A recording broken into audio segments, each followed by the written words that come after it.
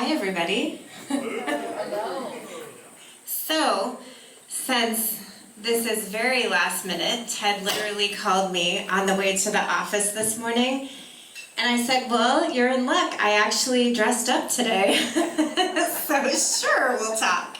So, since it's last minute, we're gonna have it be very casual. We don't have a presentation like we've done in the past. We're just gonna share our story, tell you about what we're doing now, and then answer any questions that you guys have. So we like to be an open book, and so we just invite you to ask literally any questions. We do a lot of things in real estate. We have a lot of companies, and we've both been doing this a long time. Yeah. Do you want to start and tell? Yeah, and Jeri's like, why don't you get up there with me and tell a little bit about our story? And I said, well, do you have an outline put together? She's like, no, we're just going to talk and wing it. So yeah, here we are. But, yeah. And that's not his favorite thing. So. No, yeah, she's definitely the public speaker. I'm kind of behind the scenes, the guy doing the work, per se. Right? She smiles, a pretty face. Yeah.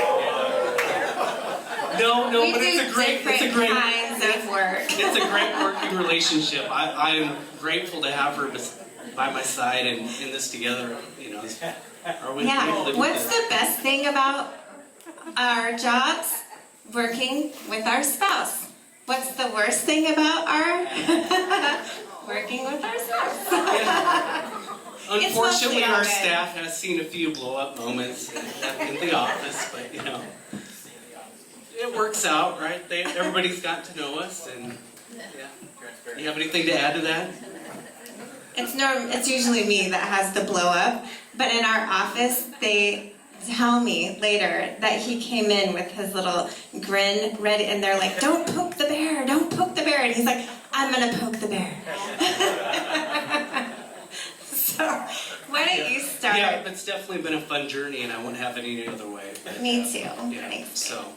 Anyway, I'll give you a short synopsis on how I kind of got started, and then then I'll bring it in on how we met and go from there, and then you can add to it. So I started Schlick Construction in 2004. I came up with the name Schlick. My last name Schlickbernd. Everybody called me Schlick growing up, so hence the name Schlick Construction. So that's a little background on how that started. And like Ted said, I bought my first rental property at age 25, 2005. So, In yourself. I know. Yeah, we have been doing this a long time, but, and yeah. So it was a duplex, and then I added a basement unit to make it a triplex, value add there. And then, let's see. And then, so I've started out doing apartment renovations for other investors, and then eventually grew the business from there. Started doing whole house renovations for other investors as well, and then I got to thinking, why am I not doing house flips and renovations myself? I didn't really have the real estate side of it, so I just kind of kept doing what I was doing. And then one day, lo and behold, I met Jeri. The story on how we met. On the way to Nebraska football games through mutual friends. She was looking for a place to live. I had a house to myself and 2 dogs, and I was like, I can live in my basement. I did. I paid rent. She paid rent. I did. So, here we are, 10 years later. I always had the real estate investment mindset, so from day one, but yeah. And then we started the property management. Well, let me tell my story before I met you. Okay, go ahead. So I started in real estate in 2000 in Arizona. I actually sold timeshare for a year, and I was too honest for that. I didn't make very much money at all. And so in Arizona, you have to have a real estate license to sell timeshare. So what's the next best thing to do? Sell real estate. And most people who sell real estate tend to fall into it like that. So I actually started in 2001 selling residential real estate, and over the years did almost every job in real estate. I started as a buyer's agent on a team, and then I became a listing agent, started my own team. At the height of the market in Scottsdale, I had a residential real estate team and I managed the marketing and sales of 3 condo conversion projects, and everything was great. And then the market crashed, and it was very different there than how it was when it crashed in Omaha. I quickly had to learn how to do short sales. I did my first short sale in August, started it in August of 2007. I think it closed maybe a year later, maybe 2 years. That wasn't uncommon back then. My real estate team went down to 3 people, and we were processing about 50 to 100 short sales every day for 2 years. It was hard.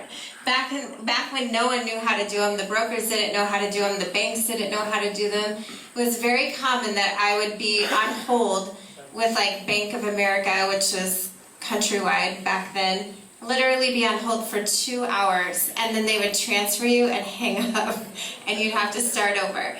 And it was interesting, but it was one of the things that kept me in real estate. In Arizona, at the height of the market, there was 42,000 agents in the Phoenix MLS. 42,000 agents for 3.5 million people. And by 2010, there was 12,000 agents. So to even still be in real estate was kind of a big deal. I am originally from Nebraska, and I came back to visit some friends from college one summer and decided to stop at a Keller Williams office and just ask how the market was here. And they found out I did short sales, so they asked me to come back and teach classes to their agents because people didn't know how to help people who were in a distressed property situation. So I came back and forth a few times and taught classes, and my sister was having babies, and that tugged at my heartstrings, and I thought if I was ever going to move closer to family, that was my opportunity because no one in Omaha was doing short sales. So I moved back here, and what I was doing is I was processing the short sales. So the agent kept the listing because I didn't have a client base. So the agent kept the listing, and then I did the short sale, and we split the commission 50-50. So in my first year, I had 100 sales, which was amazing. But to take it back a step, where Mike was, I met Mike 2 days after I moved to Omaha. So it was meant to be. Here I came along and was the real estate side.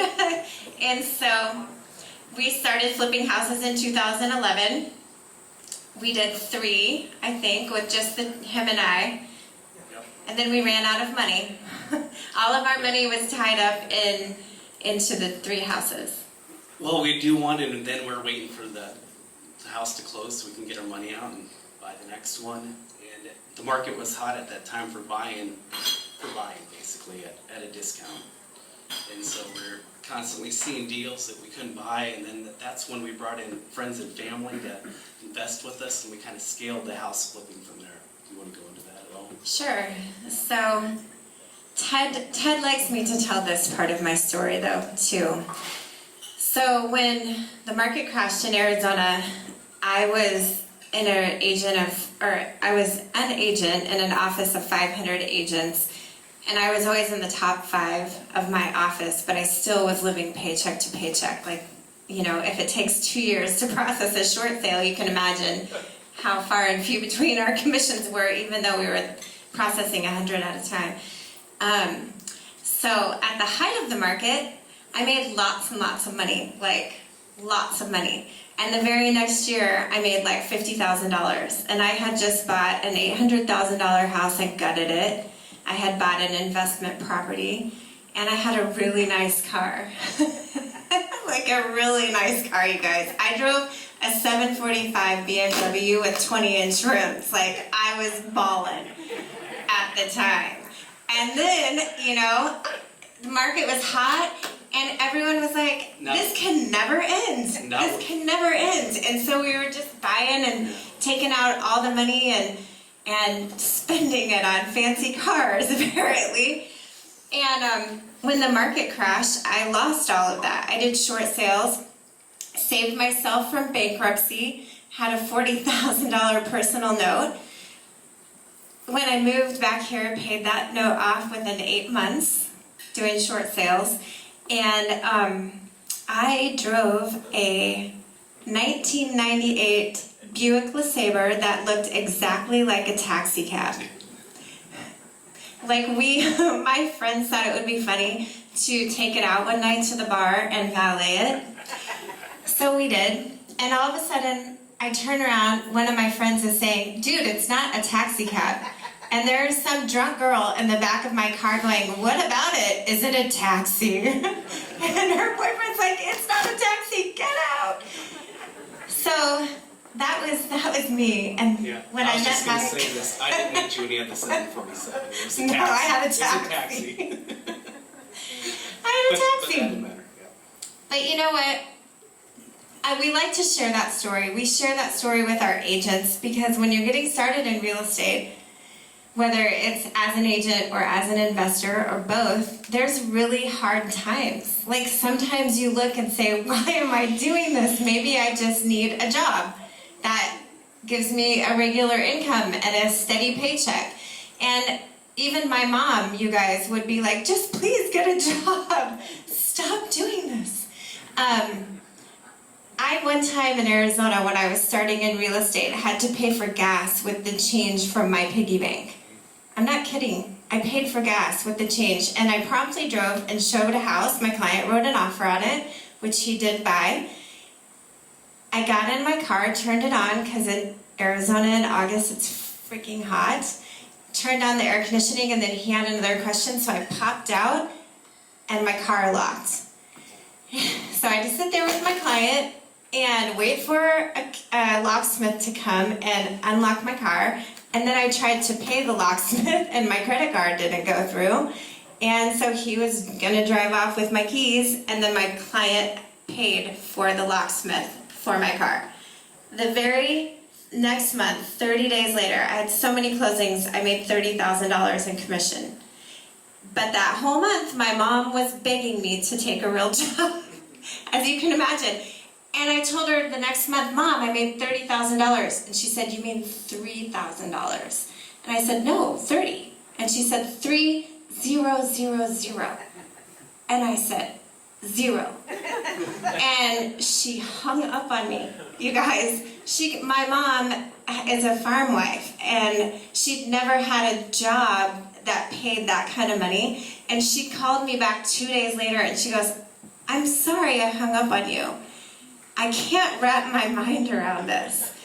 But I knew that that was what I was meant to do. And it was hard.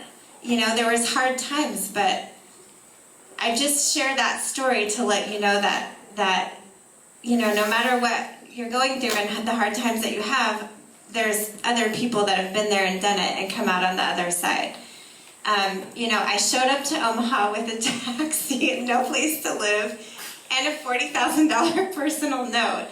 And 5 years later, we bought our dream home that will live there forever.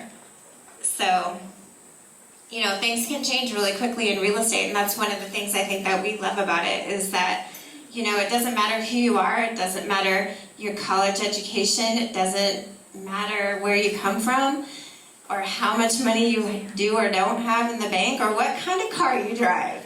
You know, it's just all about your hard work and ethics and creativity And your drive and just getting up every day and I'm going to do this, you know. Yep. And you just keep moving forward and keep doing it. I mean, I'm a doer, that's what I do. I don't know how else to say it.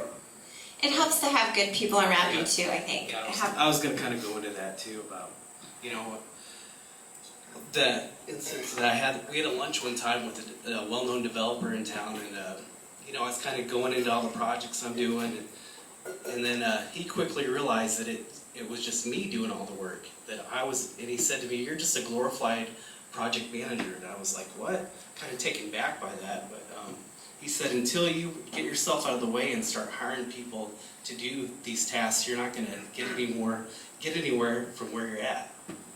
And I kind of left that meeting a little upset, like, you know, I'm doing great things, I'm doing a lot, but it was really all me, until I had the confidence to kind of let those things go and find the right people to put them in place, I really wasn't going to get anywhere from where we were at that point. It was a kind of hard pill to swallow hearing that from him, but it really made sense after, letting it sink in. So that's something I just wanted to add to, if you guys are thinking about getting yourself out of the way. I mean, for me, I wanted to do everything because maybe a little OCD, I wanted it done right.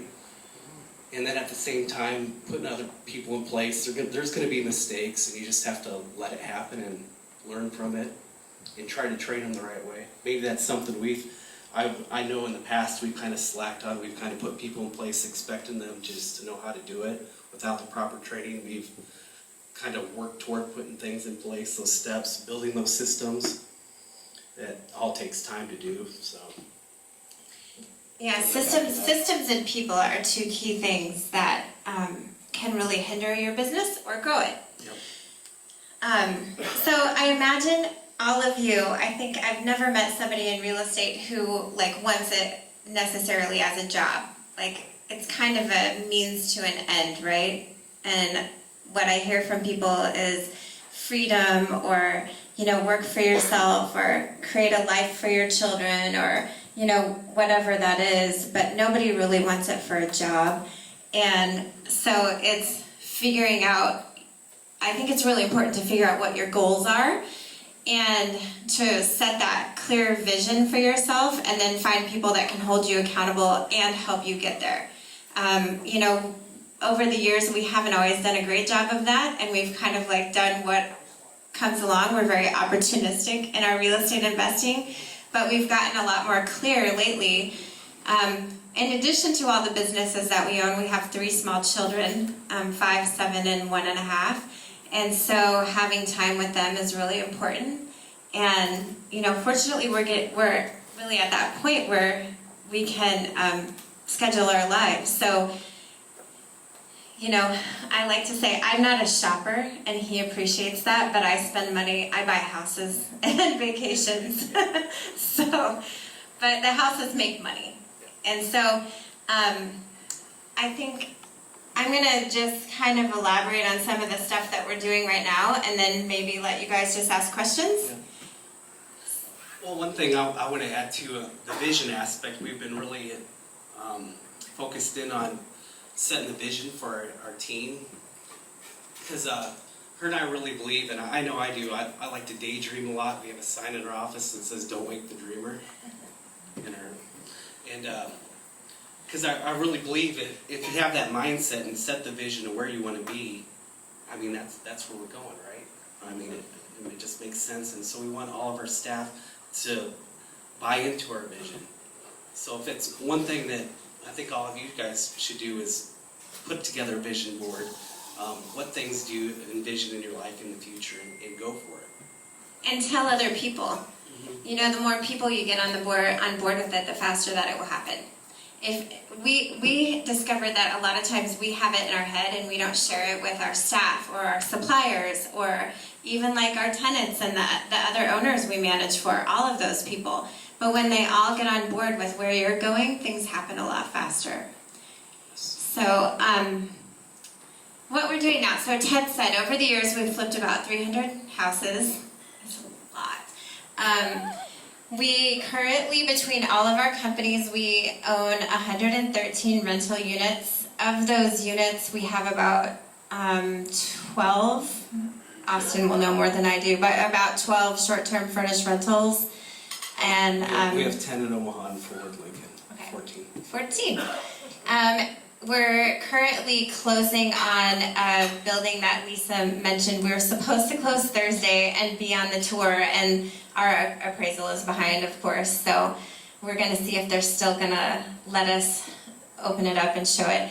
But it's called the Offutt Mansion, or the Cornerstone Mansion, and it's just south of Jocelyn Castle. It was actually on the MLS, if you guys want to look it up. It's 140 North 39th Street. And it's this beautiful castle mansion that was built in 1890. We read a news that where as soon as the market changes, which it will,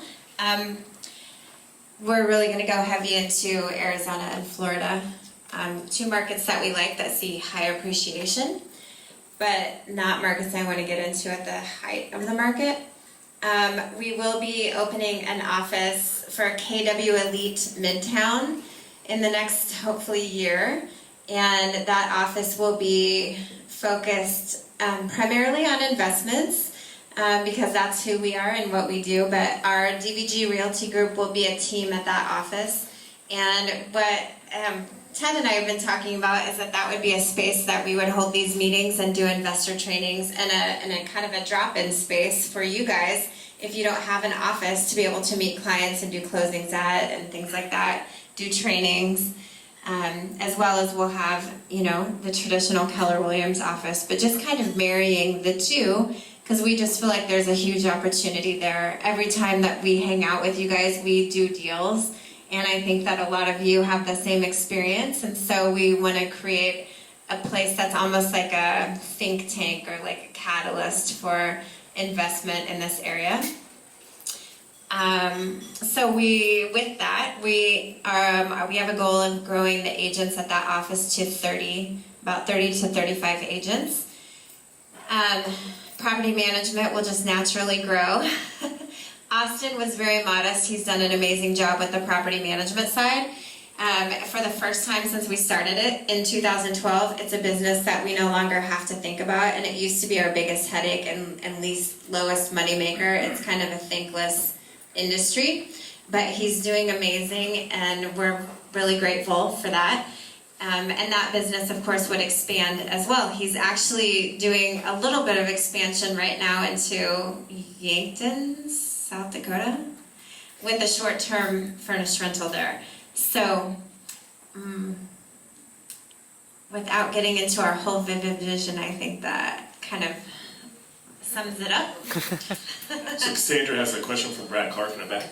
Yeah. This one's more about the hiring process, and it could be with the Orange property management, but also the construction side as well too. I'm not sure if those are tied together, for like your apartment rentals, if the construction is doing the remodeling on that to get them ready, or if it's just strictly for development and that. But really just like hiring process, your philosophy on, your mistakes, things that you look for and all that kind of stuff, mainly with the management and construction side of things. Yes, definitely the hiring process has been a struggle for us, especially in the market, and we're now finding good help. We have been fortunate in the last few years to find really good people. I mean, we got Ted, Austin, Misty in the back, so. And through that process, we used a company called Wise Hire now that kind of does a lot of the legwork for us on getting the resumes together. And then your question on the property management on the renovations, we kind of have a dollar amount. If it's like a higher renovation, the construction side will take that over. Otherwise, we do have a team on the property management that'll do like our lower end, our paint, our quick turns. That was going to be kind of a follow-up on like, Yeah. Yeah, just like with the size of your management company now, like how many employees does that take? And, are you looking to grow that? And like what key positions are you looking to grow in? Yes, we are looking to grow it. I think more organically speaking, like the more business that we do, we're going to, I don't know, per se, take it on ourselves or on our projects, manage it. We're still taking on investors all the time, and it's working and building those relationships with people and using our experience to value add to their properties as well. How many people do we have in property management? Oh, the property management team, we have, what do we have, 12 people? 12, Austin? Yeah. And then on the construction side, we have about 15 employees in the construction.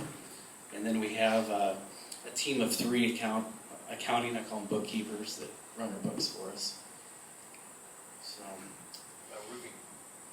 roofing, I just have Joe that's kind of the operational manager for that, and we use subcontractors to do our roofing. And again, as we grow that, we'll hire salespeople. So we have goals set. As we meet those tiers, we'll add another person. So, and again, it kind of ebbs and flows on the amount of work out there. Like right now, construction is booming. Roofing, we haven't really had any hailstorms come through, but the reason why I did set up the roofing division was with all the properties we managed, I just wanted to make sure we took care of our owners all under one roof, that if something were to happen, that we could get on it right away for them. So that was kind of the idea behind the roofing company. And our businesses are as vertically integrated as possible. And so we do as much of the construction work, roofing, siding, windows, and all of that as we can under one roof. We buy and sell properties for our investors and then manage them. If we have investors who maybe are active but have money that they want to invest passively, a self-directed IRA or something that they can't touch the money, then they can invest with us in the capital group. So we keep adding businesses because it makes sense. It's the next step really to do for us. And also I wanted to add with hiring, Wise Hire was really helpful. We also, with that, there's personality tests and some tests that match the person's personality test with the most successful people in that job, and kind of gives you a rating if they're going to be the better ones or not. We also have somebody who is a kind of freelancing HR person that's helped us with hiring as well, and that's been incredible. And then we also look for people with kind of our core values. We have company core values, and we're trying to hire within those values as well. And that's probably been our biggest struggle over the years, was hiring the right people. It's really interesting, the mindset shift when you go from being the person to being the business owner. So if you're doing all the sales or you're doing all the construction, and then all of a sudden you have to bring someone in that maybe doesn't know it as well as you know it and trust them to do it and then manage them, while at the same time going and getting more business. A small business doesn't last very long if the key people aren't bringing in a lot more business. And so it becomes you already had your full-time job, and now you have another full-time job managing people. And so it's a lot. And I think in the past, we hired too easily. Oh, you say you know how to do this. Okay, here's the keys, run it.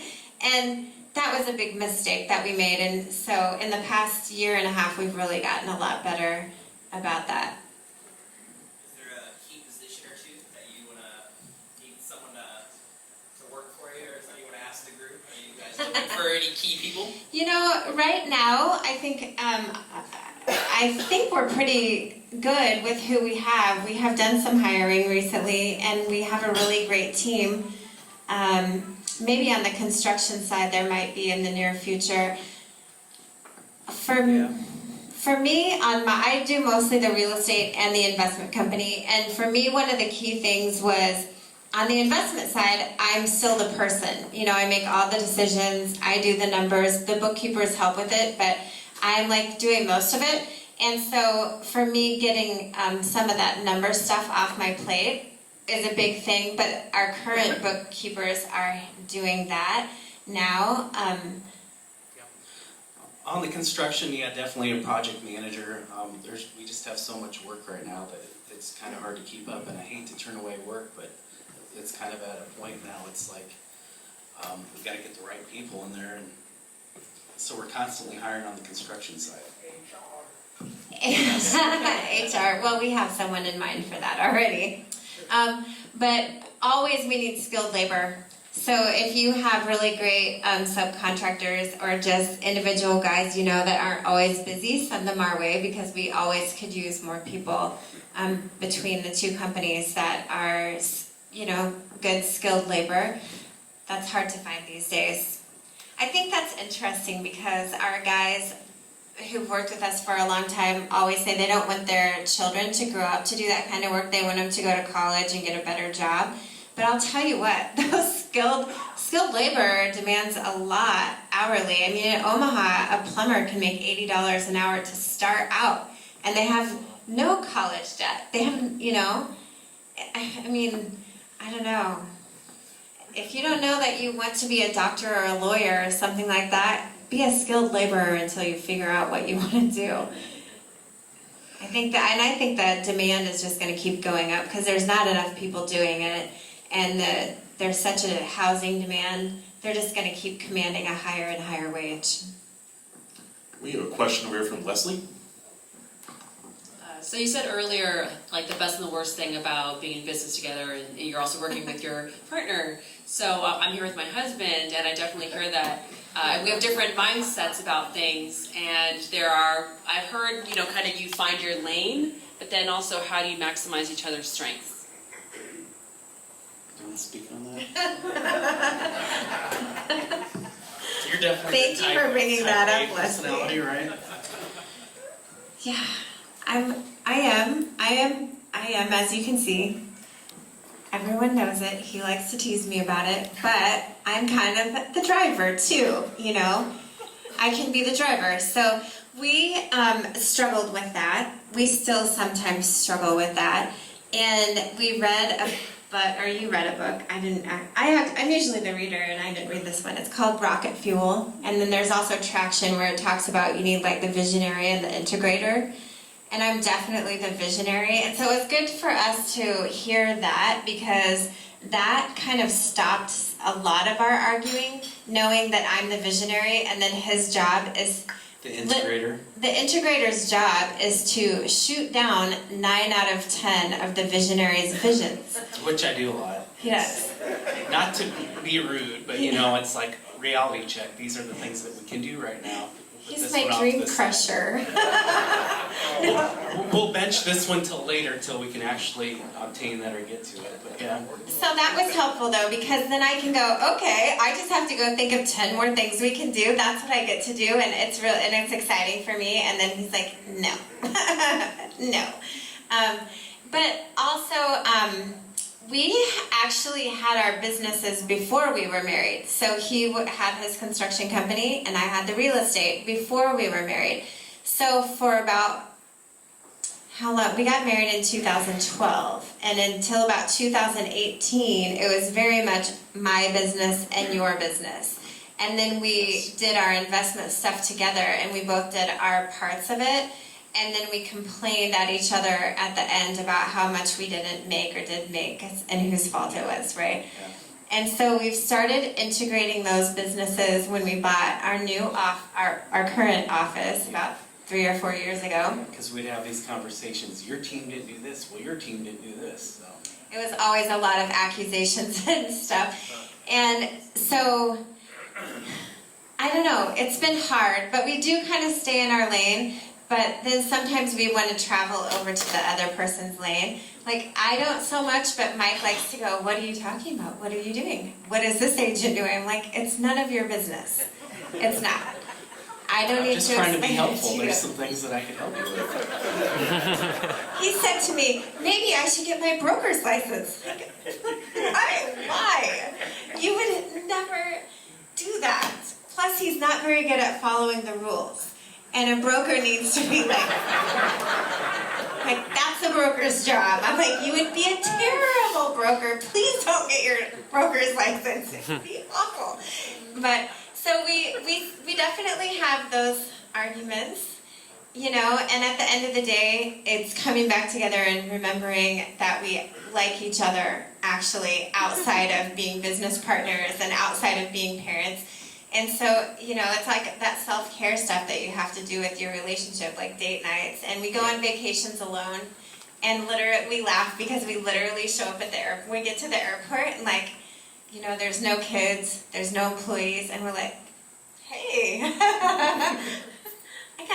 let's do this, But I don't know. I wish there was a better answer, but you do kind of have to find your lane, And there's times too that we have to dedicate time where we're not talking about work.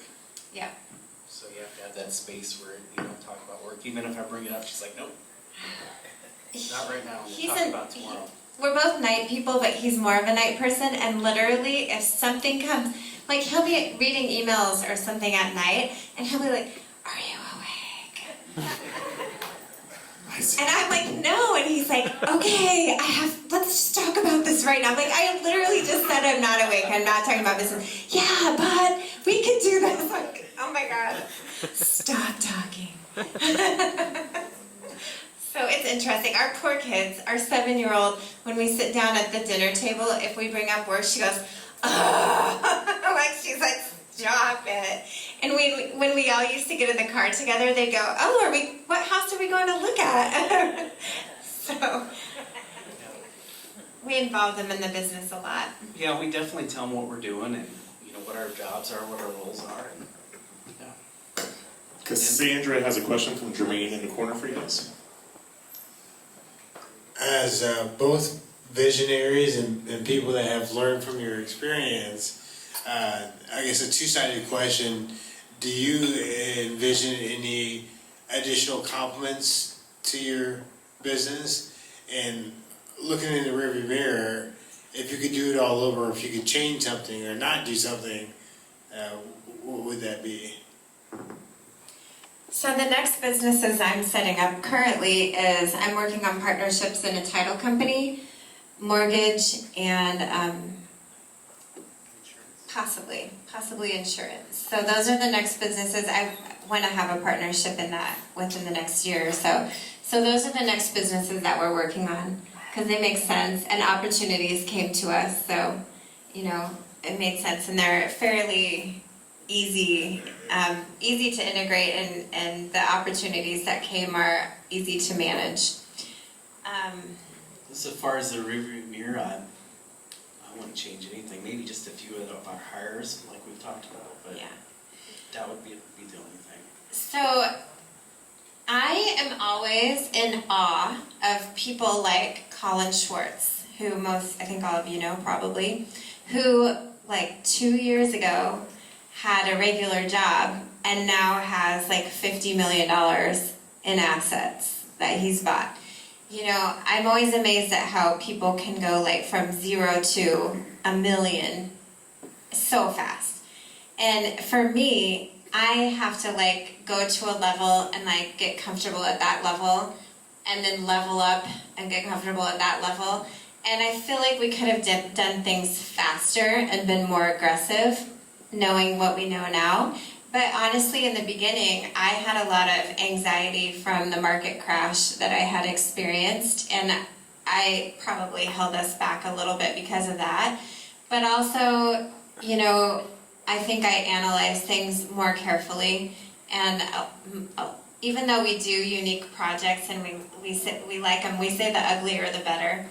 We like the ugly stuff so we can value add and make it pretty. But I think that most of what we've done in our strategy has been pretty safe so that when the market does turn again, that same thing won't happen to, I don't know. I'm definitely not a car snob. I told you guys I don't shop, but I really don't want to drive a taxi again. I don't. Got a question over here. Mr. Jose. You guys are doing awesome. Winging it. Great job. My question is similar to Jermaine's. It's like you have all these companies, right? And they came in their current order. But if you had to do it again, which would you change the order that you started these companies? Would you invest more time on a specific company, 2 years ago? Maybe in the near future, which one would you consider like your golden egg type of thing? Well, our golden egg today is Dream Vesting Capital Group because that is what fuels or could fuel all of our other businesses because that's the money, right? So I probably in 5 years will wish I had spent even more time on that company. I wish I would have raised the capital faster, and I wish that when I set it up I would have thought bigger. I went $2 million and I wish I would have went $5 million, on the raise.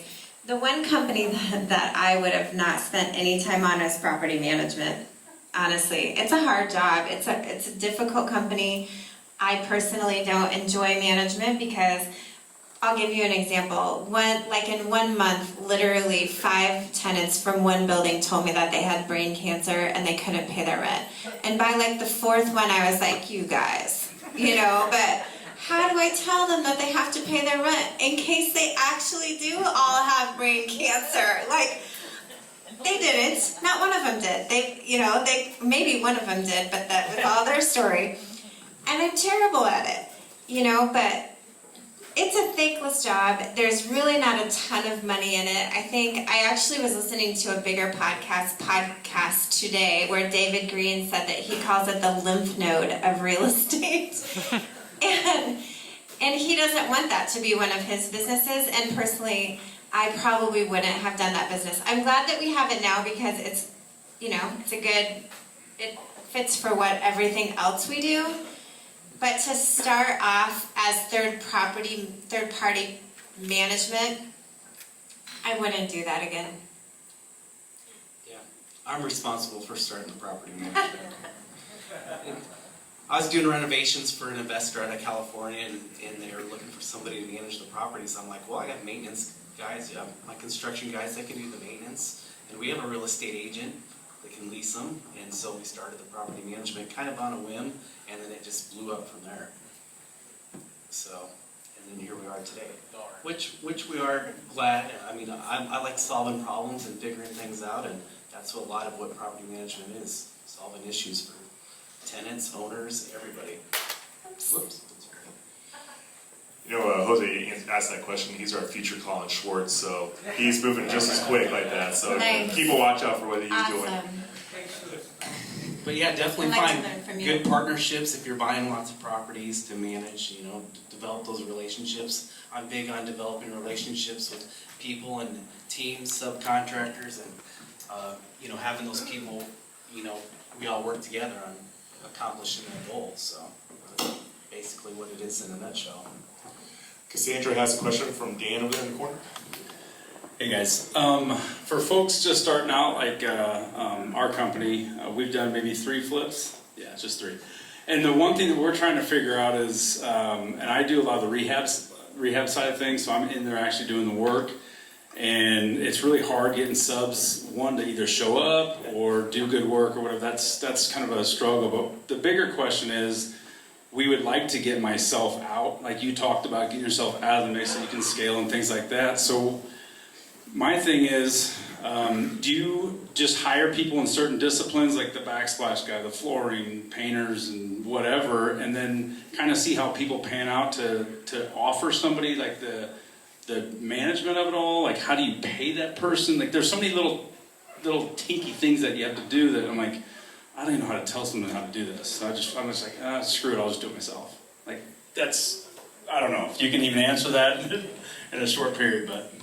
Yeah, definitely finding the different trades and developing those relationships at first, finding out what they can do, because if you get these people that say they can do it all, but definitely vet their work, pictures, all that, have them send you their portfolio, go look at their projects. I've made the mistake too of hiring somebody that said they could do all this and paid them up front to buy the materials, and they took off with the money. I mean, it happens to all of us, even somebody that's been doing it forever, but you run into those people every once so often. But for the most part, yeah, just developing those relationships and finding out exactly what they can do, looking at their projects, and just, I don't know, kind of trusting your gut, I guess.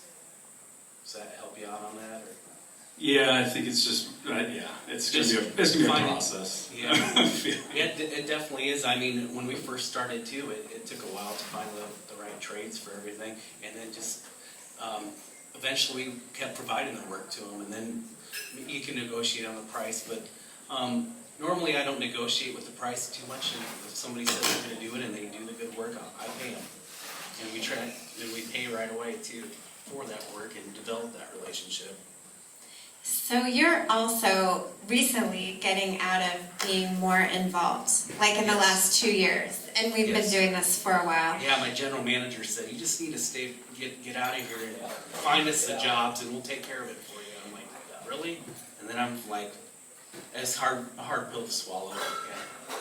Hard pill, but also that's actually the path. But when you go, all of a sudden he feels not needed, no, we need you to do other stuff. But I think in the beginning, I didn't manage them, but from the outside looking in, he hired somebody who could learn from him, and he still oversaw the person who was overseeing the trades guys, or the people that we had hired. And we, over the years, definitely like leveled up every time we hired new people. So, in the beginning, if you're doing 3 projects, you can't really afford a really great guy. The money's just not there yet. And so maybe you have a new guy starting out who wants to learn, or somebody who's like knows some trade and can manage a little bit, maybe bilingual, has some qualities that are helpful but allows you to get out of all of the everyday. And then what we've found over the years is you don't typically, you don't finish with the people you started with. And what I mean by that is the employees that started with you when you're doing 3 houses are probably not going to be the same people who are still working with you when you're doing 10 at a time. Because you will be a different person, you'll become a different leader, but you'll also have a different role. And how you interact with your employees will just have to naturally be different in order for you to move up. And so people don't always see that. Like, they see you as the guy who works right with them right now, and then when you stop doing that, like, who do you think you are? Or he's not here all the time and I don't trust this guy, so I'm out, And that's okay, and you just have to realize, like, as a business owner, that in this day and age, people don't stay for 50 years till they get the golden watch. They stay until they get 50 cents more an hour, And that's just kind of the way, especially in this market where employees are fewer and farther between.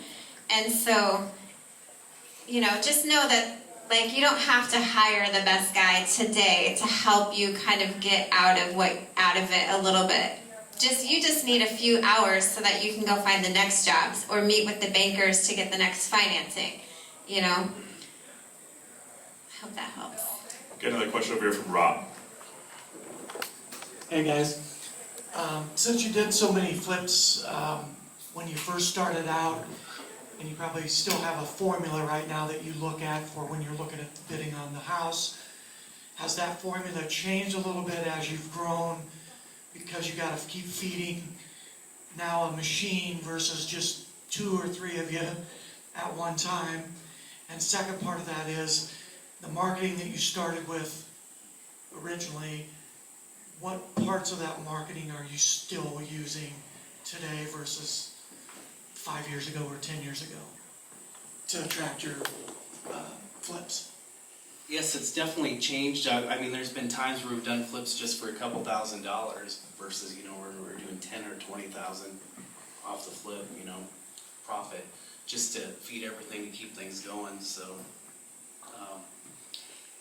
definitely that. Our pro forma's changed a little bit, right, on what we buy. The numbers, obviously, just even this last week, our general manager on the construction side changed our rehab estimates to account for the higher prices. So our agents are all trained to do a rehab estimate when they walk through a house. So they can usually get within 10%, give or take, unless there's like major foundation issue or the house is gutted.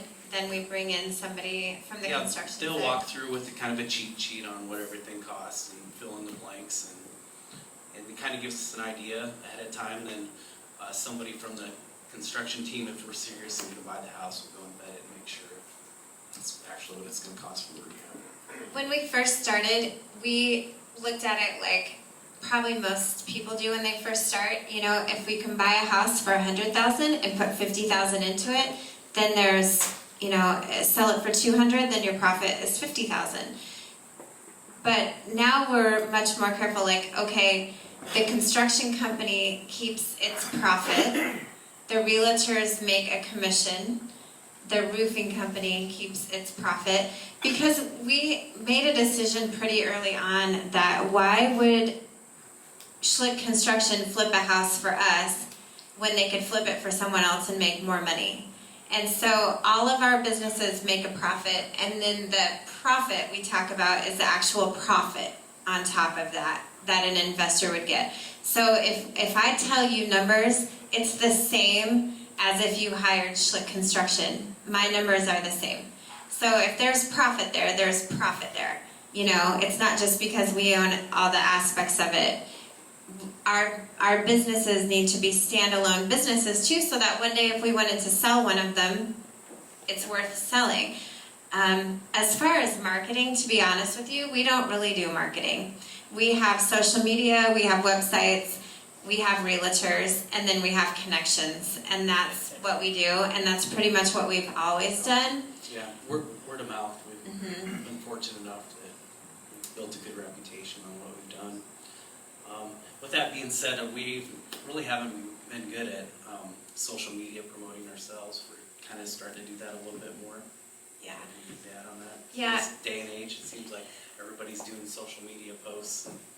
We've talked about doing marketing and different campaigns, and then we like figure out what we're gonna do, and then we're so busy we don't need to do it at the moment, and it gets kind of put on the back burner. We've done that a couple times. We do have, on the real estate side, we do have some VAs who are doing phone calls to lists and analyzing properties to help us get more properties, and also to help the realtors get through their client list faster. So that's something that we've just recently started that's been really successful for us. I was going to say something and I don't remember what it was. But yeah, we honestly wish we'd done maybe some more marketing, and we're getting better now too about marketing to the clients of each business. So if Joe does a roof for somebody, then that client should go into our database where all the companies market to it. And what our goal is to get a small group of people who really love us and use all of our companies instead of constantly having to market and get more clients for each business. You know, if you have a small group of, I don't know what it's called, there's a term for it, but like cheerleaders, champions that always talk about us and promote us, all we need are like 10 or 20 of those people, you know, so we tend to do more stuff like that. Brand ambassadors. Yes, brand ambassadors. Yeah. Thanks, Denlis. We have Brad back here with the next question. Hi guys. Hey, just thanks first off. You guys' openness and vulnerability, sharing your story is awesome. You guys are great people to work with. If anybody has questions about things, these guys are some of the best. My question's a little bit similar to the previous one here on just finding deals and kind of keeping that going. Right now it's obviously very tough to get a hold of things. How varied are you in kind of feeding the machine? I mean, if you got a lot of employees in various avenues, how far down do you let that profit margin go? And, you know, when do you pull the trigger no matter what, I guess? So each of our companies work for other people too, not just for ourselves. So like the realtors help me find properties for Dream Investing Capital Group, but they also help other investors find properties. Schlick Construction does the work on all of our stuff, but they also do kitchen remodels and basement remodels, and like he's got a custom home that it's on hold because of lumber prices right now, but they'll be doing. So it's not completely dependent on us. You know, it would be nice if it was maybe to some degree, because when you're working for yourself, it's just easier, right? But that also means that then we would maybe have to do projects that don't make money. And so because Dream Investing Capital Group isn't the only client, that we're not really forced to make decisions like that. So we try to make decisions based on our goals for Dream Investing Capital Group and only do those kind of properties.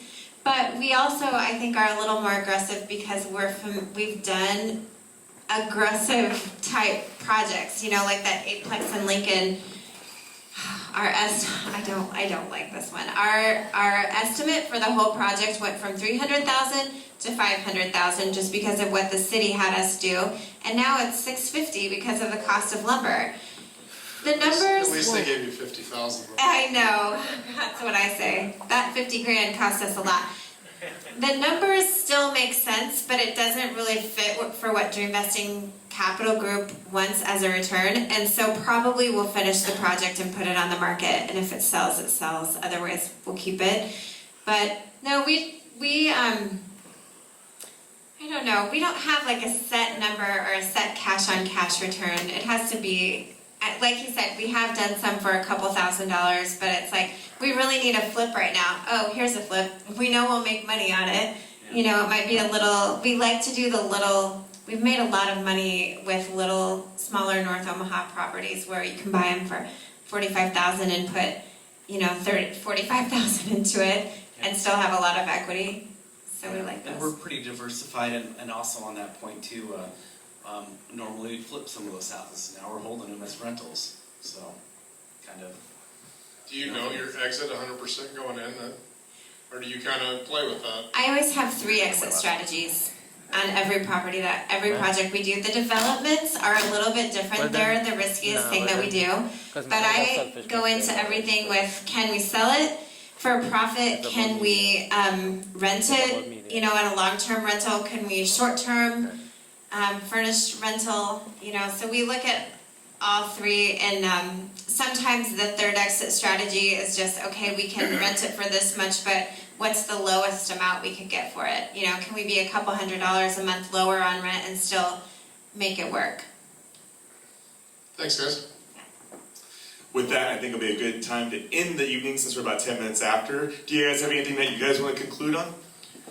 Yeah, thanks for having us, Ted. And yeah, if any of you guys have questions, we're like an open book. We'll answer any questions. You know, after get to know us, we're here to help you guys out and accomplish your real estate goals as well. So that's what we're here for. Win-win for everybody.